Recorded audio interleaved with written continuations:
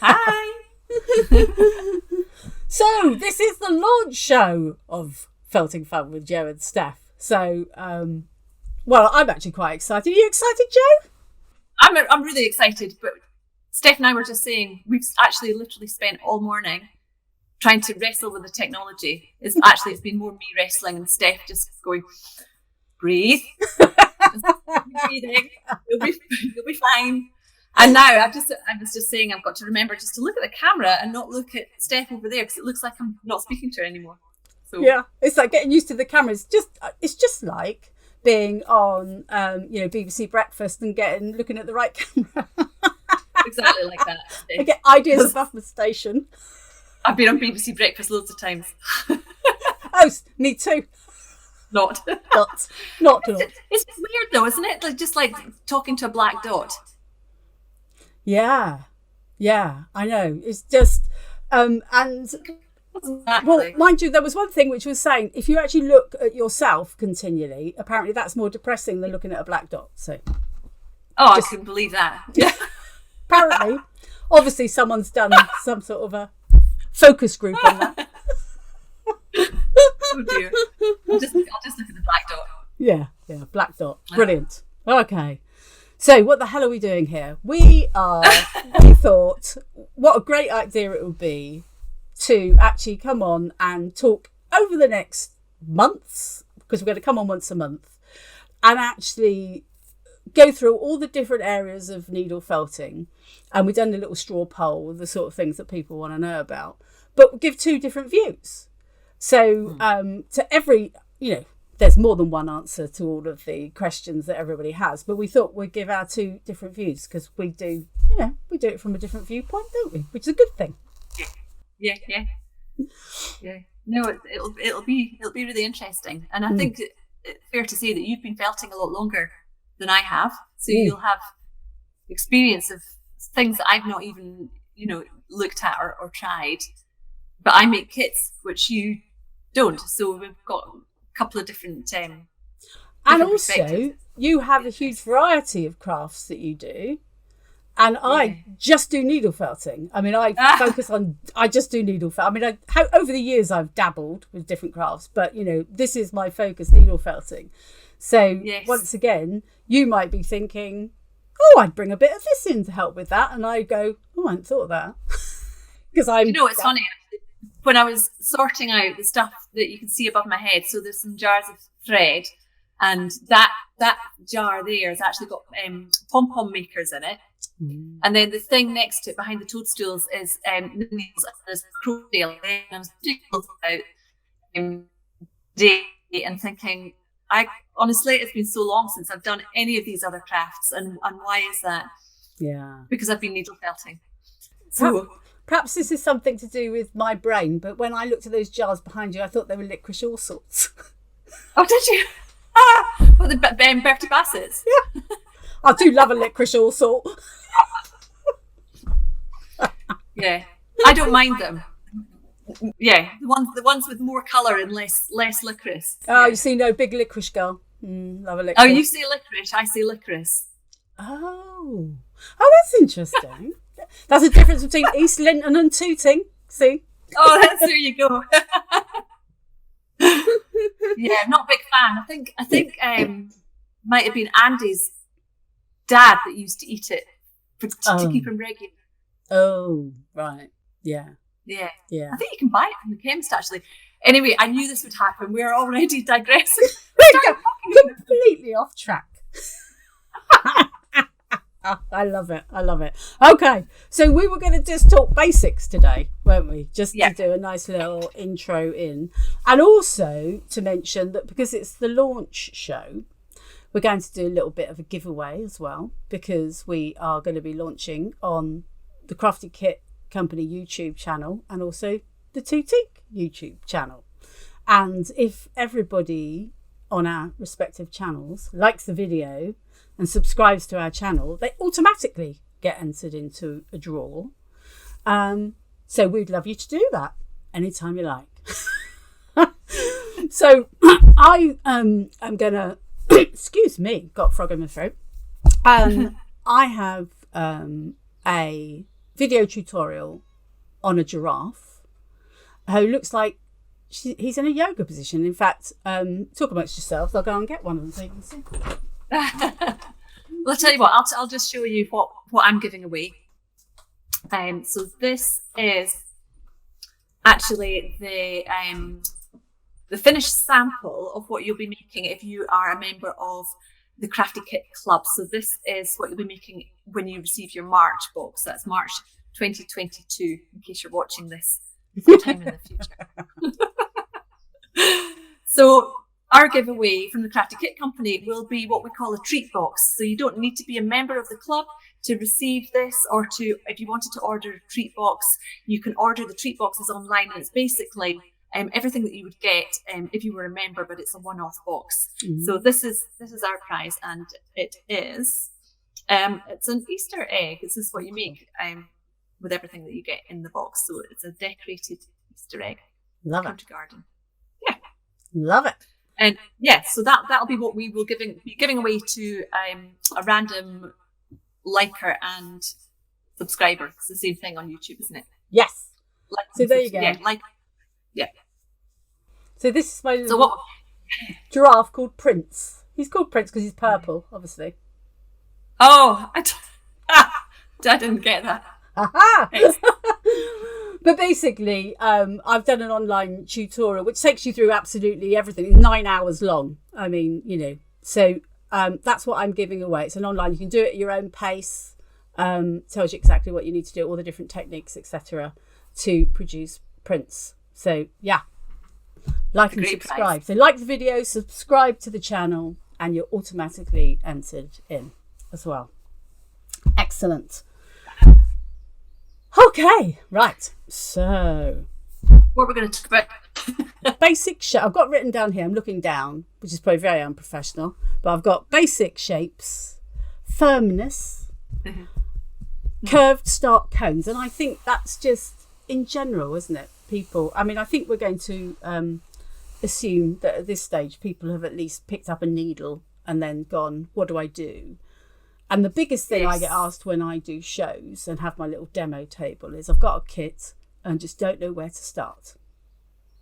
Mm-hmm. And where you start is the first shape, isn't it? Practically everything you make starts with a basic shape, be it the little gnomes and the cones, the little birds and the little egg shapes, or a little ball for something. They're always that basic shape that people don't know how to get started on.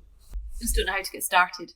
And that question about that's so many people ask when do you know when it's firm enough, or do you just keep felting, and can you overfelt something? How squishy should it be? Yeah.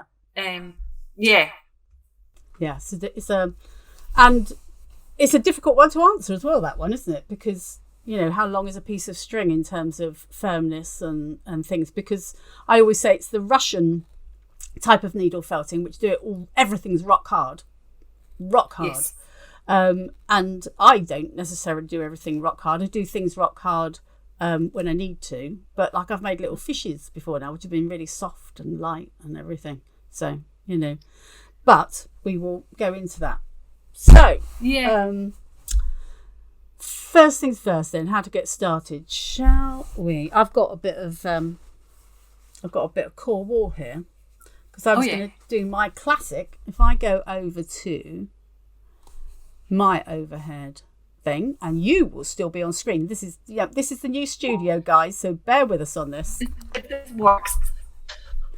Here we go. Woo, you're on my screen. Look at that. There we go. Da, da, da. And I'm still there, so I've got nowhere to hide. No, you can't hide. You're there in full. So in my world, I frequently say, don't I, tie a knot in it. Because you always start off with a lot of fluff and you think, how am I going to get that into, whatever shape? Well, you can scrunch it up and then you can be stabbing that for hours and get absolutely nowhere. So in my world, whatever you do, you did. And obviously you noticed there where I just pulled a piece of wool apart where, you literally just pull it from further away. Don't hold it down here because you'll be there for hours. But I always tie a knot in my piece of wool. And then I've got a nice shape. I haven't done any stabbing at all yet. Yeah. And I'm wrapping round. And then, as I always like to say, do a little tack stitch. Which holds it in place. And you're off. You've got a shape. And I think that's a really good technique if you're building up from that basic shape. So if you're making something that's quite small, like a ball, then what I found with the knot technique is you need to put more wool all around it to even out the shape. Yeah. But as the core of something bigger, it's a brilliant way to start because it just means that it's really firm in the middle already. And here I think we get to the point that my way of felting any project is I start off with a base and then I just keep wrapping around it, and I love to build up in layers rather than starting with a big clump and going from there. And that... Yeah. And it doesn't matter whether I'm doing anything small because I can now just wrap around that. And it's actually... Bearing in mind I've not done very much felting on that, that's obviously still squishy, but it's not... Yeah. There's actually a nice bounce back, should we call that? I'm just trying to compare it to something else because we always talk about sort of sculpting with wool, and it's a bit like sculpting, except it's not, because if you have a lump of clay, you start with a big lump of clay and you take the clay away to end up with the shape that you want, I think, and you might add a few bits on. Whereas with needle felting, you really do want to start in the middle and work your way outwards. Yeah. Yeah, you need to create that middle core. Well, I mean, I know it's core wool we use, but you need to actually create that middle core and go from there. Yeah, but I mean, basically, you've now got something to now stab into. So that question, where do I get started? Get yourself a core, and then from then, I could actually make that into a ball, or I could actually squish, because I can still squish it and pull it about a bit and think, right, I can make that into an egg shape. Or make it more into a cone. This is the great thing at this stage. I could actually, pull the centre out a bit and go from there. So yeah. It's. I'm gonna come back to the. There we go. So. Good. Well, I've got something that I can show. Starting in a slightly different way, and. Okay. Something with I know that we're going to be covering armatures and basic wire armatures in a later show. Yeah. But I'll show you something that's actually got a piece of pipe inside. Okay. So if we go over to your overhead then, Jo, magically we will then transit. I'm on wheels, so I can just shimmy along. There we go. Is that all right? Woo. Yeah. It's all good. Okay. Good. So then, I've got some. So this wool is the Corriedale slivers, which is what I use most of actually, and it's handy because it comes in these long strips that you were demonstrating the same type of wool. Love the slivers. Yeah, it's so versatile, isn't it? So one way of starting to make a shape, of course, there's the knot method, but the other method is simply just to start rolling and tucking in the sides, and just to start rolling it. And just being really firm with it and keeping it pressed down, as if you're squeezing out all the air. And then once you get it to, I always say, once it's a kind of thumb size,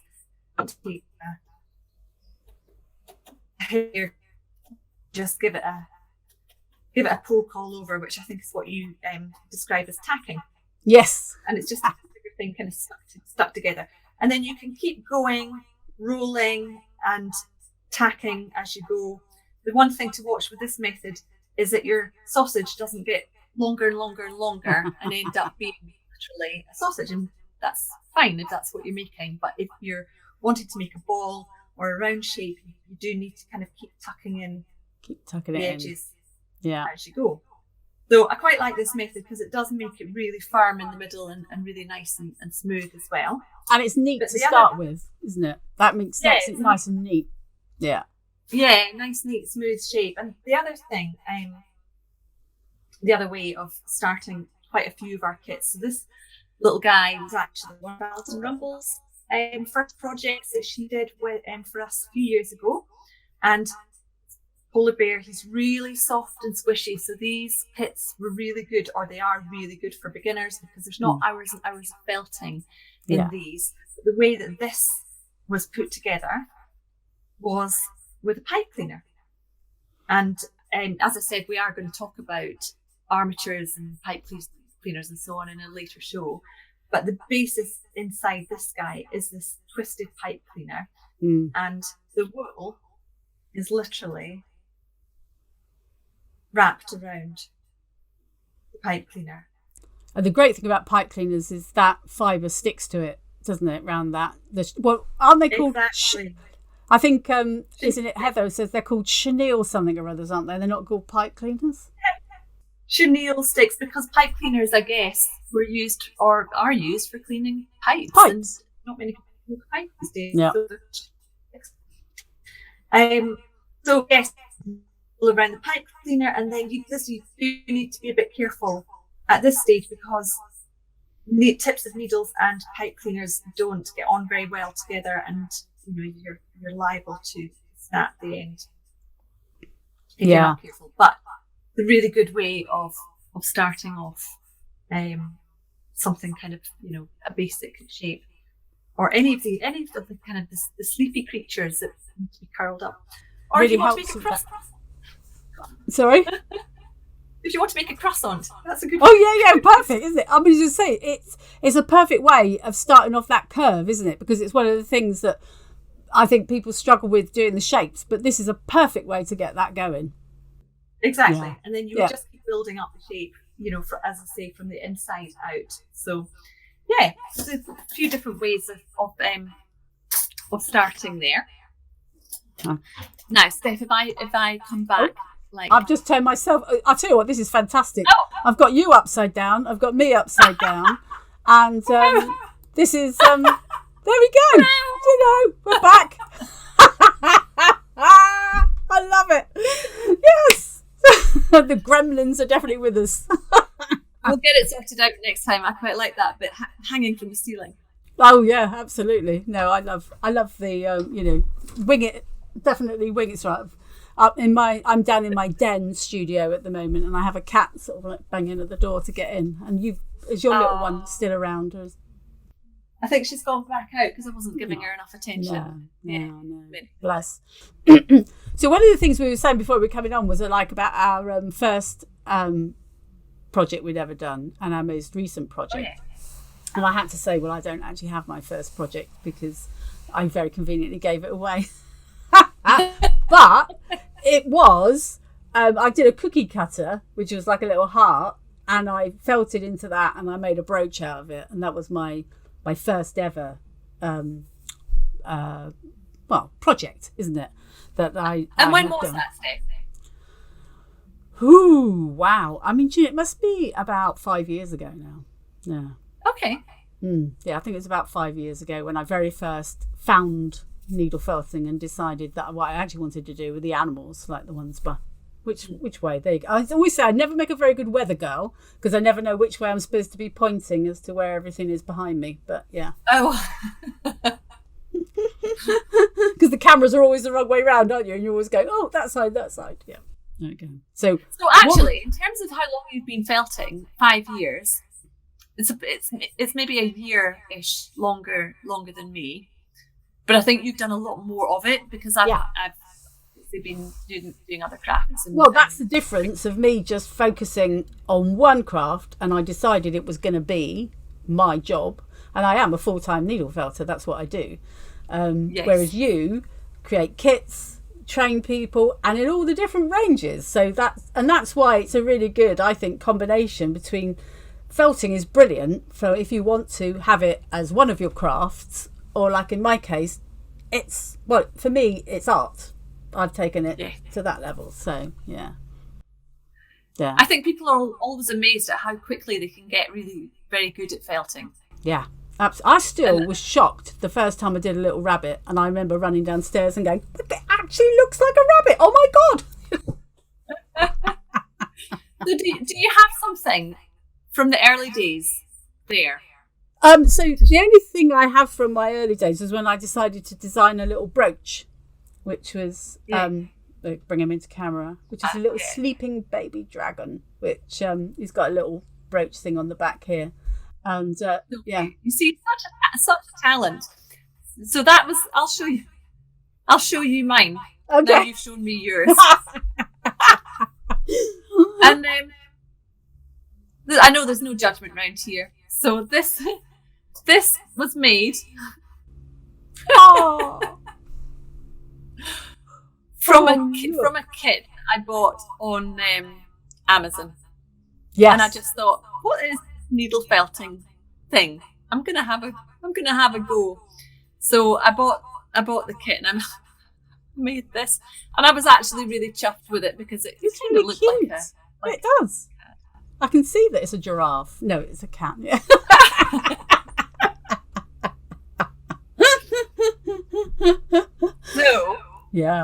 So Yeah. moving on. Yeah. So those were the first things. So Yeah. have you got your most recent make there? Yeah. So he's a big guy. It's amazing. I've seen this already, by the way. Yeah, bring him into it. My African bull elephant. Now this guy is heavy. There is a awful lot of wool in him, and all. How many hours of felting do you think that took? I don't know, because I never know, because I don't ever do anything from start to finish. I mean, because the actual bulk of this took so much. I always say in any project there's a point at which you're just building up, and then you get to the actual creating, and it took ages to build up the bulk and actually get to the stage of and actually on his tusks they are wool wrapped around wire, but then I used Mod Podge on it to actually make it hard. So which just gave it, there's lots, I've got wax and all sorts of things to put on, but the thing that really worked on this, which give that effect, was the Mod Podge. And what you probably can't see, I mean, you can see all the different colours, but there's glitter in there as well. A little bit of shimmer that you can't see. Everybody needs a sparkly elephant. Yeah. But it's like any animal reflects, the sun and everything, and so they aren't just plain, are they? So as far as I'm concerned. So that's him. We'll put him. Just amazing. Just amazing. Yeah. Bless him.